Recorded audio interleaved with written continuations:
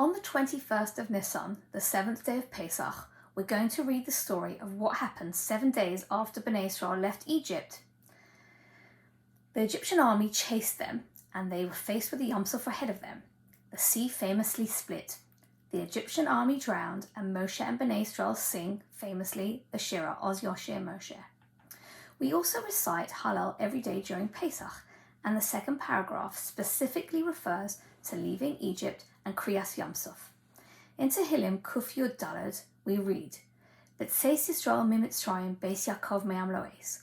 When Israel left Egypt, the house of Jacob, from a people of a foreign language, Haisa Yehuda lakadsha Yisrael mam shalosov. Judah became his sanctuary, Israel his dominion. Hayom ra'a vayanos. The sea saw and fled. The Yalkut Shimoni on Tehillim Kuf Yud Daled says that there was a little conversation going on between Moshe and the sea. The sea was quite reluctant to split, and it said the following to Moshe: Min hadin ein li likarar l'milfanecha. According to the laws of nature, I don't have to split. I just want to go about my own business, going with the flow, and that's what I want to do. Ani nivraisi bashlishi. I, the sea, was created on the third day of creation. Va'ata, and you, mankind, bashishi, on the sixth day of creation. I'm not going to split because of you, because I was created before you, hence I'm probably more important. But the sea carries on. Ela lo milfanecha aninos. I'm not going to split because of you. Ela milifnei adon chuli aretz. I'm only going to split because it is the will of Hashem. There's a fascinating midrash that gives a different explanation to what it is the sea saw. The Midrash Tehillim Kuf Yud Daled says what it actually saw was the coffin of Yosef. Ra'a arono shel Yosef yarad layam. The sea saw Joseph's bones lowered into the sea. Omar HaKadosh Baruch Hu said, Yonus mipnei hanos. Flee for the one that fled.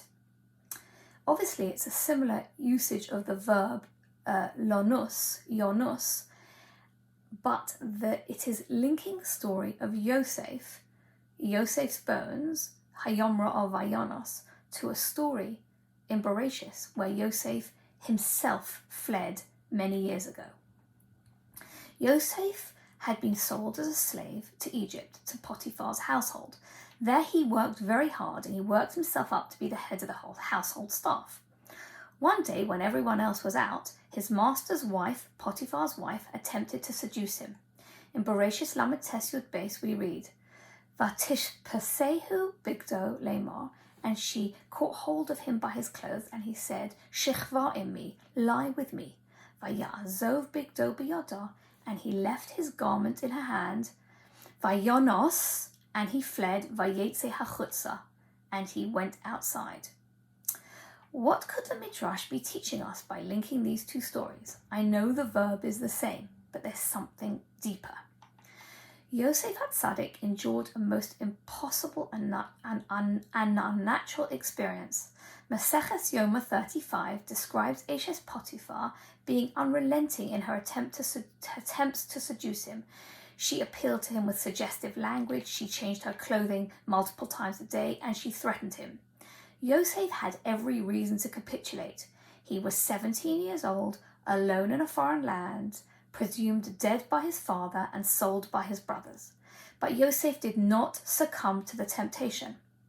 The Shem Shmuel in Vayeshev, in his first Perush in Vayeshev, he says, Yosef haya lemale min hateva. Yosef behaved in a way which was over and above his own natural ability.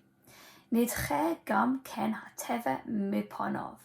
So because of that, nature had to overcome its natural tendency. The sea, who just wanted to sort of just go with the flow and just go backwards and forwards with the waves, it had to overcome its natural tendency and split, even though we can see from the Midrash that the sea was perhaps reluctant to split. Yosef's refusal to lead was a completely unnatural act. It was not something that a human being would be able to withstand. Disregarding his own natural instincts and emotions, Yosef fled from temptation when he contravened his nature in an act of divine reciprocity. Many years later, the Yam Suf was compelled to abrogate its own nature as well. Hayom Ra'a Vayonos, the sea saw and split. It remembered another time when someone else fled. The sea saw and fled in response to the fact that Yosef fled when he was a young boy. Yosef is given the title Yosef HaTzadik, and the Talmud Bavli in Yoma 35a teaches us that Yosef earned that title as a result of his rejection of the amorous advances of Potiphar's wife. Are we in our own lives able to withstand the challenges and temptations that face us? Who knows the ripple effects of our actions many years down the line? Wishing everybody a wonderful Shabbos and good Yom Tov.